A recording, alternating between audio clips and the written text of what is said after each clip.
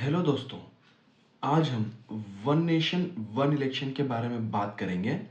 ये क्या है और क्या ये इंडिया में काम करेगा? आज हम इस टॉपिक पर बात करेंगे। तो चलिए अपना ये वीडियो शुरू करते हैं।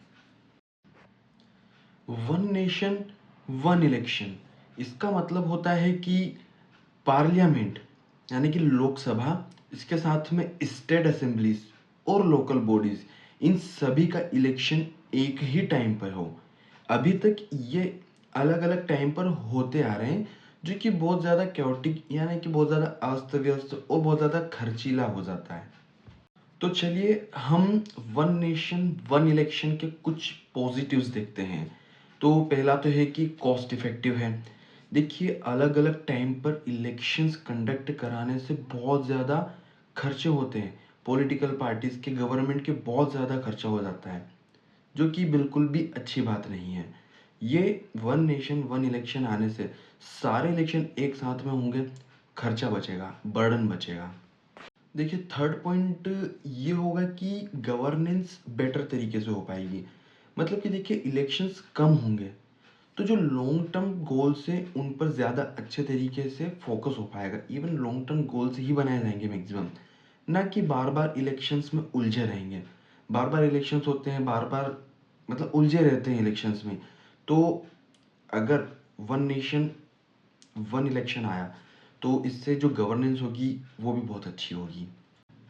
सेकेंड इशू की बात कर सकते हैं हम कि ज़्यादा वोटर टर्नआउट, मतलब कि कम इलेक्शंस होंगे तो इम्पोर्टेंट इश्यूज पर ज़्यादा फोकस हो सकेगा। इससे जो वोटर्स होंगे उनके ऊपर ओवरलोड नहीं होगा, मतलब कि बेटर परफॉर्मेंस हो पाएगी। जो इम्पोर्टेंट इश्यूज हैं वो सामने आ पाएंगे, उन पर ज़्यादा अच्छे तरीके से काम हो सकेगा। देखिए, फोर्थ पॉइंट बताना चाहूँगा कि अगर वन नेशन वन इलेक्शन लेकर आते हैं हम, तो जो लॉजिस्टिकल चैलेंजेस हैं वो कम होंगे, जो रिसोर्सेज हैं वो एफिशिएंटली यूज़ हो पाएंगे।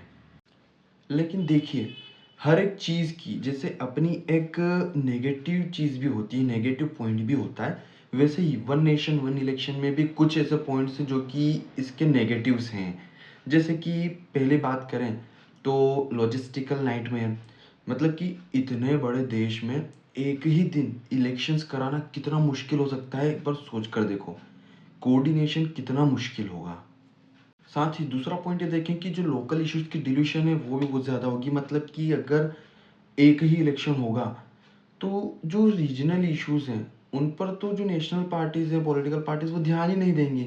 मतलब कि जो रीजनल इश्यूज है, मान लो कि जैसे लोकल बॉडीज़ के इलेक्शंस होते हैं तो उनमें सिटीजन्स, आम नागरिक अपने जो छोटे मोटे इश्यूज होते हैं उनको भी सामने रखती है गवर्नमेंट के। लेकिन अगर एक ही इलेक्शन होगा तो वो जो इश्यूज है वो ओवर शेडो कर जाएगी पॉलिटिकल पार्टीज। तो ये भी एक चैलेंज है बहुत बड़ा। थर्ड बात करें तो इससे पॉलिटिकल इम्बैलेंस भी आ सकता है।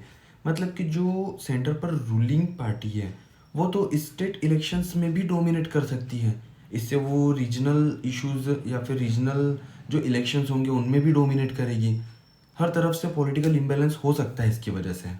फोर्थ में बताऊं तो इसमें जो एक मतलब चैलेंज रहेगा वो लीगल और कॉन्स्टिट्यूशनल हर्डल भी बोल सकते हैं अपन, क्योंकि इसे अमेंड करने के लिए कॉन्स्टिट्यूशन में बहुत सारे चेंजेस करने पड़ सकते हैं, जो कि कॉम्प्लेक्स और टाइम कंज्यूमिंग प्रोसेस है। तो देखिए, वन नेशन वन इलेक्शन के अपने फ़ायदे हैं और अपने नुकसान भी हैं।